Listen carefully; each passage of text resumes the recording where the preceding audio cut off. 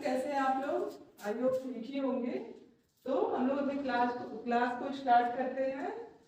आज हम लोग मैग्नीज और जितने भी मिनरल्स बचे हैं, आज हम लोगों को मिनरल्स को कंप्लीट कर लेना है। ओके, मिनरल्स में काफी टाइम लगता है, कई मिनरल्स है ना, उन लोगों को कंप्लीट करने में 2-4 दिन का टाइम तो लगा ही, बट आज कोशिश करूंगी कि मिनरल्स हम लोगों का कंप्लीट हो जाए। ओके, तो अब हम लोग अपनी क्लास को स्टार्ट करते हैं। आज हम लोग मैग्नीज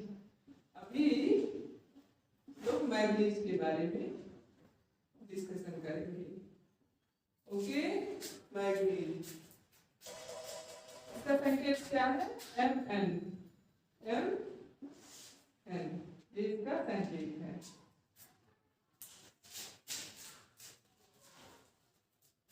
मैग्नीज जो है यह सभी प्रकार के तंतुओं और तरल पदार्थों में पाया जाता है। हमारी बॉडी में जितने तरल पदार्थ और तंतु हैं, उन सभी में मैग्नीज पाया जाता है। और एक स्वस्थ व्यक्ति के बॉडी में मैग्नीज कितनी मात्रा में उपस्थित होता है? एक स्वस्थ व्यक्ति के शरीर में 15 से 20 मिलीग्राम मैग्नीज उपस्थित होता है। और हमें प्रतिदिन 2.5 से 5 मिलीग्राम तक मैग्नीज की मात्रा लेनी चाहिए। कितनी? 2.5 से 5 मिलीग्राम मैग्नीज की मात्रा लेनी चाहिए। और यह वृद्धि और विकास में सहायक होता है। हार्मोन्स के स्रावण और उसके चयापचय में भी सहायक होता है। क्या? मैग्नीज हमारा। और यकृत को के स्वस्थ रखने का कार्य भी मैग्नीज का होता है। तो यह सभी प्रकार के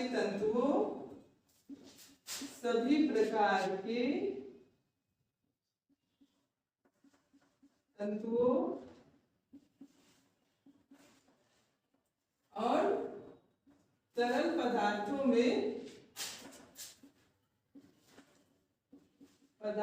में पाया जाता है।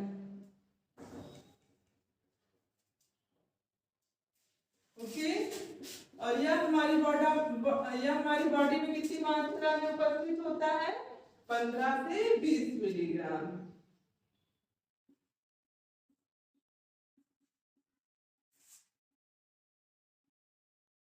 बॉडी में 15 से 20 मिलीग्राम उपस्थित होता है। प्रतिदिन कितनी मात्रा लेनी चाहिए इसकी? प्रतिदिन 2.5 से 5 मिलीग्राम मैग्नीज लेना चाहिए। ओके, तो 15 से 20 मिलीग्राम तक हमारी बॉडी में उपस्थित होता है और 2.5 से 5 मिलीग्राम तक इसे हमें प्रतिदिन लेना चाहिए। यह कार्य क्या है मैग्नीज का? यह वृद्धि और विकास में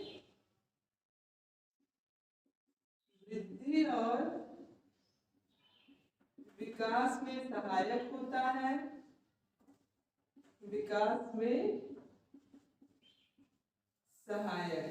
उसके बाद क्या करता है ये?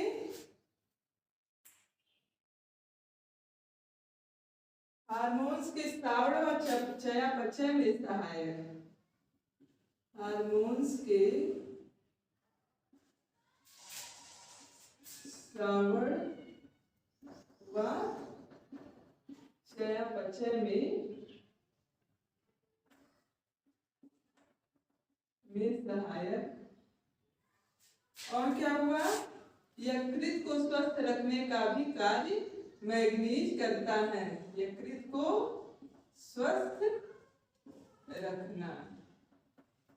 ओके, तो यह यकृत को स्वस्थ रखने का कार्य करता है। शारीरिक वृद्धि और विकास में सहायक होता है मैग्नीज। और मैग्नीज जो है यह हार्मोन से विभिन्न हार्मोन्स के स्रावण और उसके चयापचय में भी यह सहायक होता है। ओके, अब हम लोग देखेंगे कोबाल्ट।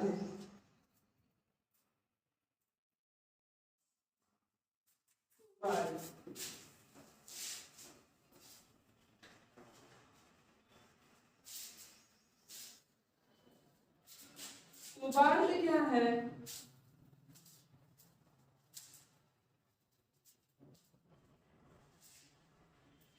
कोबाल्ट का मुख्य घटक जो है विटामिन B12 है।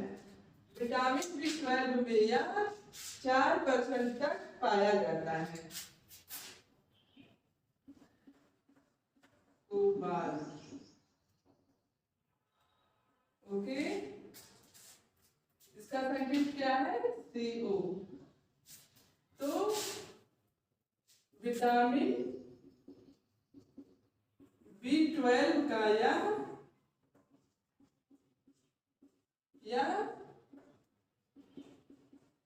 मुख्य घटक है।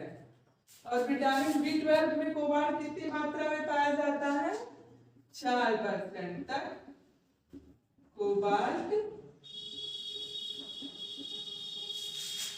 पाया जाता है। कितना पाया जाता है? 4%। तो हम कह सकते हैं कोबाल्ट का विटामिन B12 को हम कोबाल्ट का मुख्य घटक कहते हैं या मानते हैं। और विटामिन B12 में 4% तक कोबाल्ट पाया जाता है। अब कोबाल्ट का कार्य क्या है? ये आरबीसी के निर्माण में भी सहायक होता है। और क्या करता है? यह लोहे के अवशोषण को बढ़ाने में सहायक होता है। इसका कार्य कोबाल्ट का आरबीसी का निर्माण और लोहे के अवशोषण को बढ़ाने में सहायक। लोहा यानी आयरन के अवशोषण को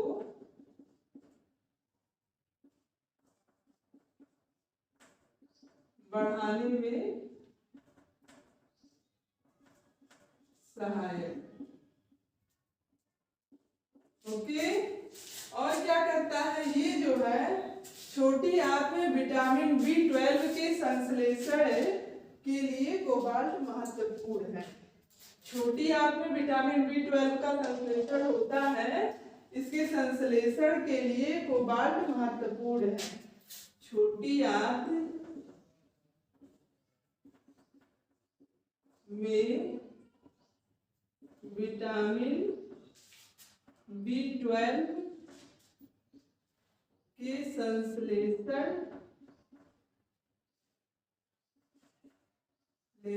में कोबाल्ट का रोल जो होता है मुख्य होता है।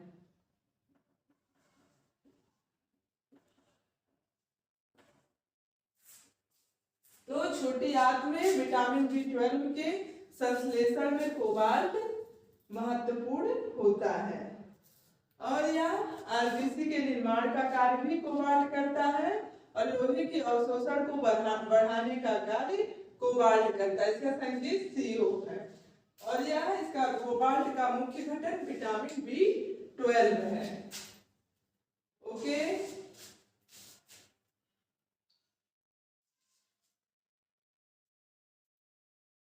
और इसकी कमी से पॉलीसाइमीनिया रोग हो जाता है। कौन सा? पॉलीसाइमीनिया। कोबाल्ट की कमी से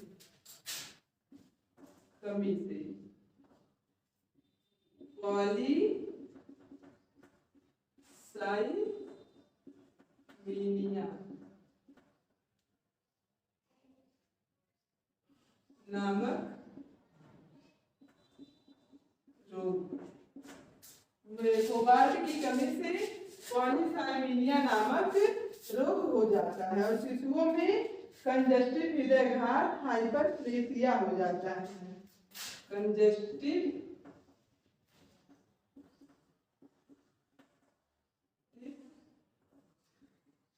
हृदय घात किसमें? शिशुओं में होता है यार।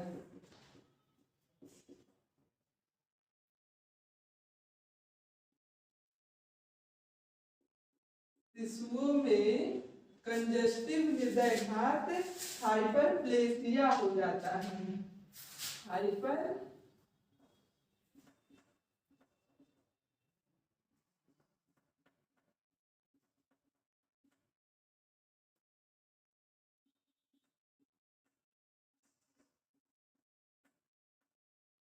ओके। तो इसकी कमी से पॉलीसाइमीनिया नामक रोग हो जाता है या वयस्कों में होता है, बड़े लोगों में, और शिशुओं में कंजस्टिव हृदयघात हाइपरप्लेसिया नामक बीमारी हो जाती है। सॉरी, ये इसकी कमी से नहीं, इसकी अधिकता, कोबाल्ट की अधिकता से यह होता है, कमी से नहीं।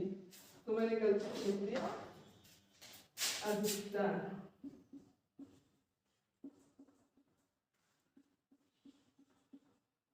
नोट कर लीजिए, अधिकता से यह होता है पॉलीसाइमीनिया और कंजस्टिव हृदयघात। नोट कर लीजिए।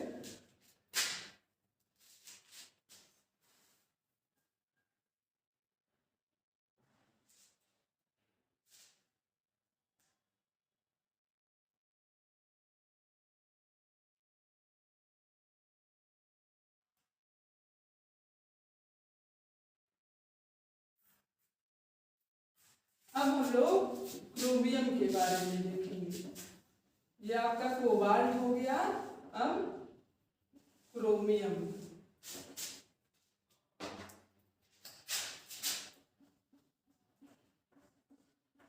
Chromium okay. यह हमारी बॉडी में 6 मिलीग्राम तक पाया जाता है। क्रोमियम जो है हमारी बॉडी में 6 मिलीग्राम तक पाया जाता है। या कार्बोहाइड्रेट, वसा और प्रोटीन के चयापचय में सहायक होता है। किसमें? कार्बोहाइड्रेट, वसा और प्रोटीन के चयापचय में क्रोमियम सहायक होता है। यह बॉडी की कोशिकाओं तक ग्लूकोज को पहुंचाने का कार्य करता है। किसको? ग्लूकोज को। शरीर की जितनी भी कोशिकाएं हैं उनको उनमें ग्लूकोज को पहुंचाने का काम क्रोमियम करता है। और कोलेस्ट्रॉल के स्तर को सामान्य बनाए रखता है। पेशीय संकुचन व हृदय के कार्य करने में यह सहायक होता है। यह कोलेस्ट्रॉल के स्तर को सही बनाए रखता है, यानी कोलेस्ट्रॉल को समान रूप से रखता है और पेशीय संकुचन और हृदय की गति को नियमित करने का कार्य करता है। और हमें प्रतिदिन 0.05 से 0.2 तक लेना चाहिए क्रोमियम। बॉडी में कितना पाया जाता है? बॉडी में 6 मिलीग्राम।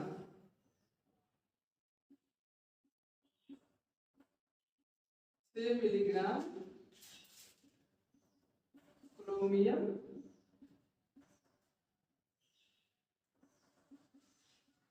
पाया जाता है। और प्रतिदिन कितनी मात्रा इसकी लेनी चाहिए? प्रतिदिन 0.05 से 0.2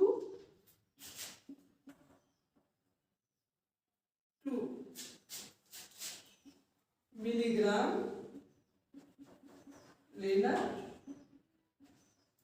चाहिए। ओके। और यह कार्बोज, वसा और प्रोटीन के चयापचय में सहायक होता है।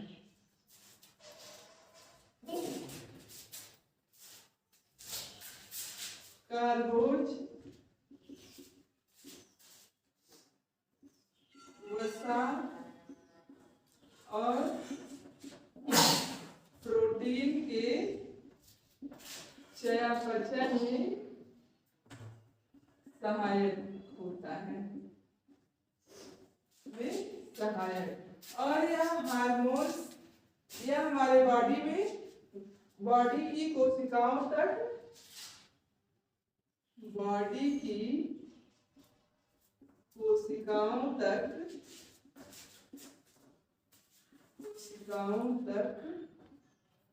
ग्लूकोज को पहुंचाने का कार्य करता है। किसको? ग्लूकोज को पहुंचाने का कार्य करता है। और क्या करता है? कोलेस्ट्रॉल के स्तर को सामान्य बनाए रखता है। कोलेस्ट्रॉल के स्तर को सामान्य बनाए रखना। ओके। और पेशियों के संकुचन और हृदय की गति को, हृदय के कार्य में सहायक। पेशियों के संकुचन, पेशियों के संकुचन और हृदय के कार्य में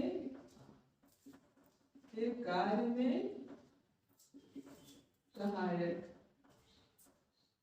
ओके। तो क्रोमियम हमें प्रतिदिन कितनी मात्रा में लेना चाहिए? 0.005 से 0.2 तक मिलीग्राम तक लेना चाहिए।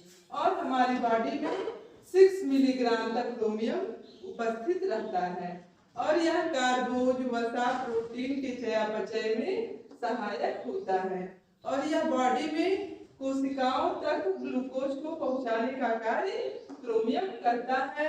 और यह कोलेस्ट्रॉल के स्तर को बनाए रखता है। पेशियों के संकुचन और हृदय के कार्य में यह सहायक होता है।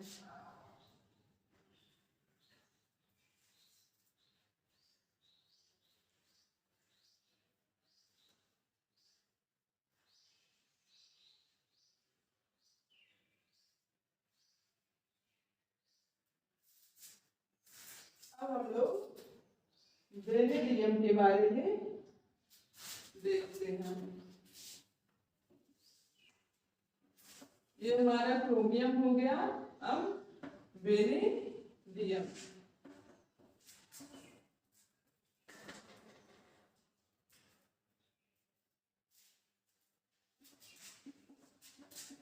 वेनेडियम यह क्या करता है? दांतों के सड़न को रोकने में सहायक होता है। कौन? वेनेडियम जो होता है ये हमारे दांतों के सड़न को रोकने में सहायक होता है। और कोलेस्ट्रॉल के संश्लेषण के लिए भी यह आवश्यक होता है। दांतों के सड़न को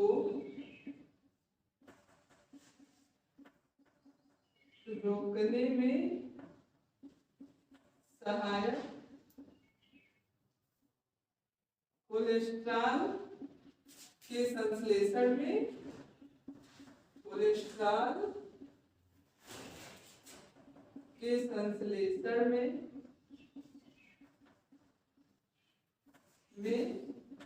सहायक। ओके। तो इसको नोट कर लीजिए। दांतों के सड़न को रोकने में और कोलेस्ट्रॉल के संश्लेषण में वेनेडियम सहायक होता है। अब कैडमियम।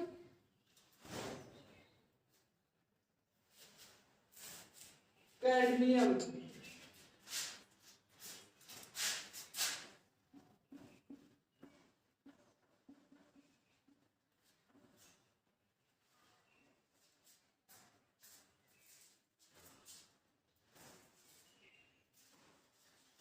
कैडमियम जो होता है हमारी बॉडी में, यानी व्यक्ति के शरीर में कैडमियम 3 मिलीग्राम तक पाया जाता है। और यह रक्तचाप को सही रखने का काम करता है। क्या करता है? रक्तचाप को सामान्य बनाए रखने का कार्य करता है। और इसकी अधिकता से कैडमियम की कौन से रोग हो जाते हैं? इटाई नामक रोग हो जाते हैं। कौन से? इटाई नामक रोग हो जाते हैं।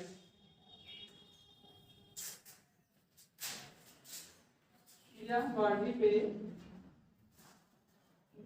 में 3 मिलीग्राम तक पाया जाता है कैडमियम। क्या पाया जाता है? कैडमियम। और यह रक्तचाप को सामान्य बनाए रखता है, या रक्तचाप को सामान्य बनाए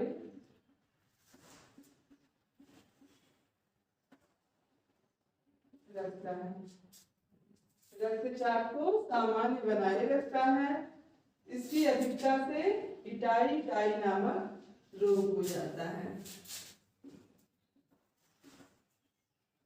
इसकी अधिकता से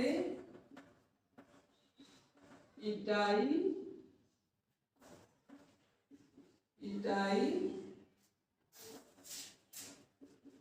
नामक रोग हो जाता है।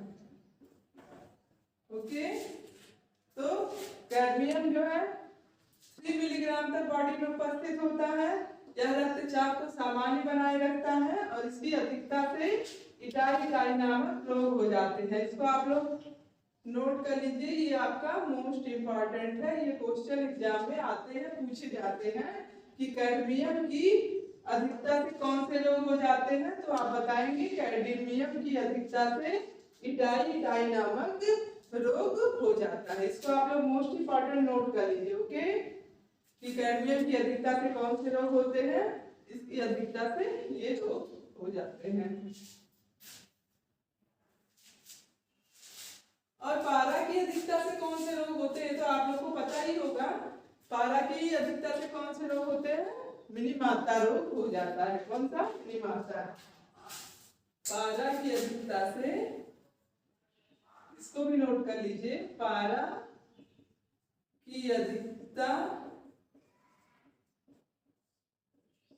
से कौन से रोग? मिनी मात्रा।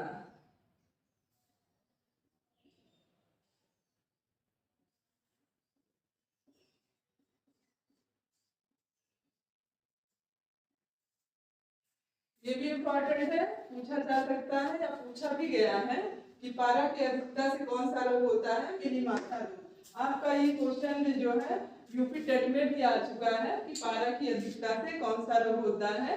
तो आप लोग इसको भी मोस्ट इम्पॉर्टेंट, इसको नोट कर लीजिए। पारा की अधिकता से मिनी मात्रा रोग और कैडमियम की अधिकता से इटाई नामक रोग होता है।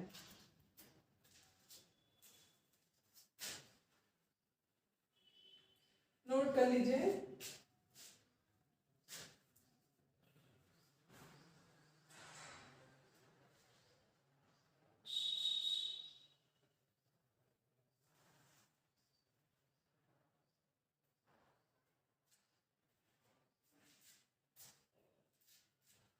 अब हम लोग निकिल के बारे में पढ़ेंगे। निकिल,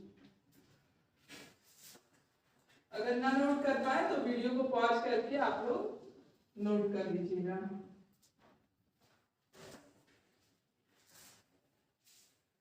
निकिल,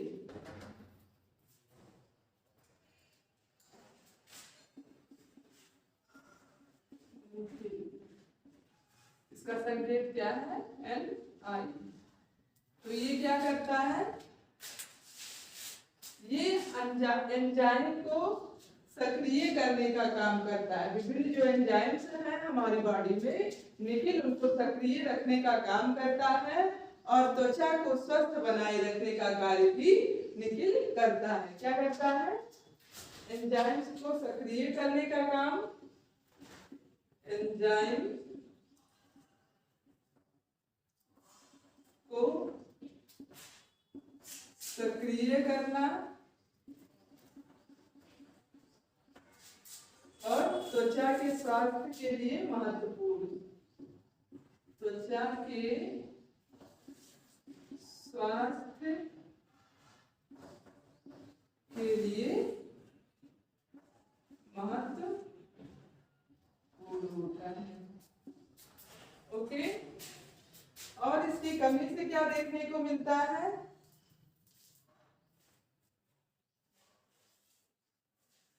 इसकी कमी से, निकिल की कमी से हमारे शरीर में खासकर पैरों में सूजन हो जाती है और त्वचा का जो कलर होता है यानी त्वचा का प्राकृतिक रंग जो होता है वह बदल जाता है। किसकी कमी से? निकिल की कमी से।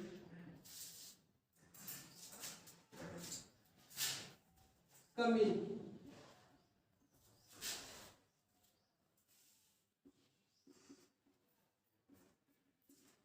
शरीर में खासकर पैरों में हल्की सूजन हो जाती है, हल्की सूजन हो जाती है। और क्या करता है यह? और क्या होता है इसकी कमी से? त्वचा का प्राकृतिक रंग, त्वचा का प्राकृतिक रंग बदल जाता है। तो यह एंजाइम को सक्रिय करने का कार्य और त्वचा के लिए महत्वपूर्ण यानी त्वचा को स्वस्थ रखने का कार्य निकिल करता है। तो ये इसका कार्य त्वचा को स्वस्थ रखना है, यानी इसकी कमी से कुछ ना कुछ इफेक्ट तो त्वचा पे पड़ेगा ही। तो इसकी कमी से त्वचा का प्राकृतिक रंग बदल जाता है और हमारे शरीर में विशेषकर पैरों में हल्की सूजन हो जाती है। ओके,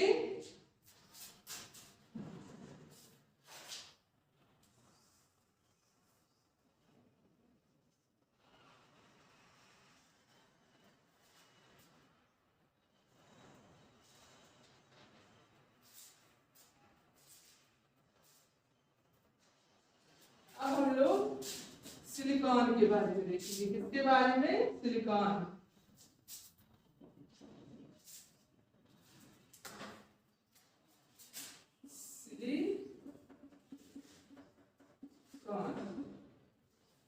इसका संकेत क्या है? SI।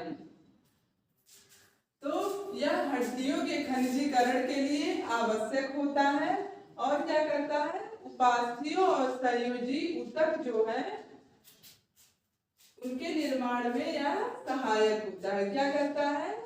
उपास्थियां क्या है? जो मतलब जो मुड़ने वाली और लचीली जो पतली हड्डियां पाई जाती है उनको उपास्थि बोलते हैं ना। तो यह उपास्थि और संयोजी ऊतकों के निर्माण में सहायक होता है। जितनी भी मुड़ने वाली हड्डियां या मुलायम हड्डियां हैं वो सब उपास्थि के अंतर्गत आती हैं। ये हम आप लोग को पढ़ाएंगे हड्डियों वाले चैप्टर में, बोन्स वाले चैप्टर में आपको हड्डियों के बारे में बताएंगे। तो ये उपास्थियों और ऊतकों के सहयोगी ऊतकों के निर्माण का कार्य करती है। कौन? सिलिकॉन।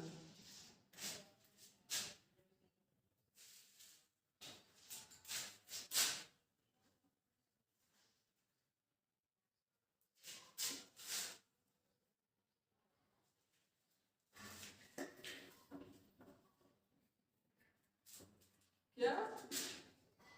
या हड्डियों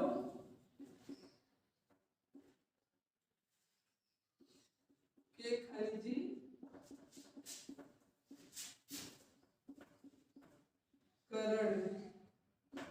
के लिए आवश्यक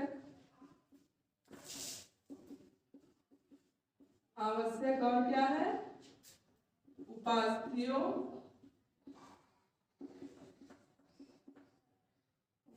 क्या है? मुड़ने वाली और पतली हड्डी है। उपास्थियों और संयोजी ऊतकों के निर्माण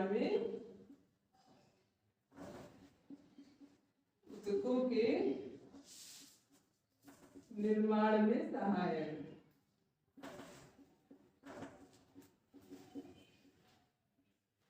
ओके, हड्डियों के खनिजीकरण, उपास्थियों और संयोजी ऊतकों के निर्माण में यह सिलिकॉन सहायक होता है।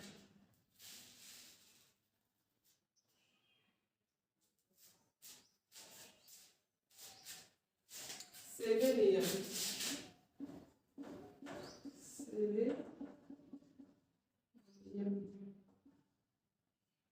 सेलेनियम क्या हमारी बॉडी में बहुत अल्प मात्रा में पाया जाता है। बॉडी में अल्प मात्रा में में पाया जाता है। और यह जो है यकृत यानी लीवर के उत्तम स्वास्थ्य के लिए आवश्यक होता है। यकृत के उत्तम स्वास्थ्य के लिए आवश्यक होता है।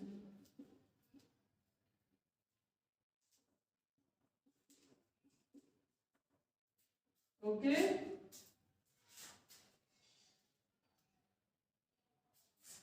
और सेलेनियम की कमी से क्या होता है?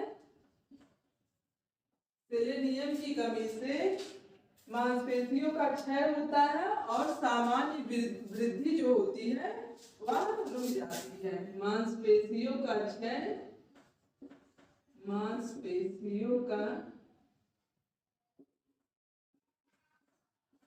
क्षय, सामान्य वृद्धि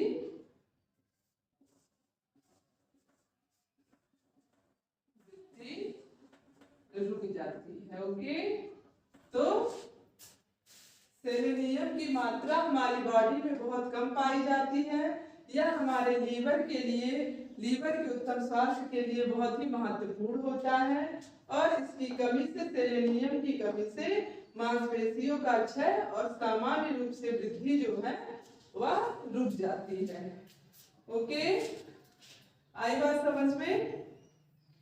तो आज हम लोगों का मिनरल्स कंप्लीट हुआ। जितने हमने बताया आपको, मेजर एलिमेंट्स कौन कौन से हैं और माइक्रो एलिमेंट्स यानी ट्रेस एलिमेंट्स के बारे में। ये सभी आपके सिलिकॉन, सेलेनियम, मैग्नीज, ये सभी आपके ट्रेस एलिमेंट्स के अंतर्गत आते हैं। तो मिनरल्स में जितने भी एलिमेंट्स आए हैं, जितने भी आए हैं, उनको हमने आप लोगों को बता दिया है। आप लोग उनको अच्छी तरह से नोट कर लीजिएगा, खासकर इसकी कमियों को, इनकी अधिकता से कितनी मात्रा लेनी चाहिए, ये सभी मोस्ट इम्पॉर्टेंट है। इन सभी को माइंड में बनाए रखिएगा। और जो भी कुछ बचे हुए थे उनको आज हमने कंप्लीट कर दिया। इन लोगों में सेलेनियम, सिलिकॉन, इन लोगों में तो जितनी जितनी मतलब इम्पॉर्टेंट थी उसके बारे में हमने बता दिया है। ओके, तो कल से हम लोग अपनी नई टॉपिक से क्लास को स्टार्ट करेंगे। और अगर कहिए तो इसके बाद हम लोग कुछ क्वेश्चन को सॉल्व करवा देते हैं। कल से कहिए कोई क्वेश्चन, मतलब इतने हम लोग के कंप्लीट हुए हैं। कौन कौन सी टॉपिक कंप्लीट हुई हम लोग की? पोषण के बारे में हमने पढ़ा, कार्बोहाइड्रेट के बारे में पढ़ा, और जितने कार्बोज हैं, और क्या पढ़ा? प्रोटीन हम लोगों का कंप्लीट हो गया, फैट्स कंप्लीट हो गया, मिनरल्स कंप्लीट हो गया। तो अगर आप लोग कहेंगे, जैसी इच्छा होगी आप लोग कमेंट कर दीजिएगा। अगर कहिए तो क्वेश्चन जो है हम सॉल्व करा देंगे जितने टॉपिक को पढ़ाया है। तो उसके बारे में कुछ क्वेश्चन हम लोग क्वेश्चंस के बारे में और आंसर के बारे में डिस्कशन कर लेंगे, फिर आगे बढ़ेंगे विटामिन के लिए। ओके, तो अगर क्वेश्चन सॉल्व करना है तो आप लोग कमेंट कर दीजिएगा, कल क्वेश्चन सॉल्व करवा देंगे, नहीं तो फिर कल से विटामिन के बारे में पढ़ाएंगे। ओके, तो आज की क्लास को हम लोग यही रोकते हैं। तब तक के लिए बाय बाय, थैंक यू।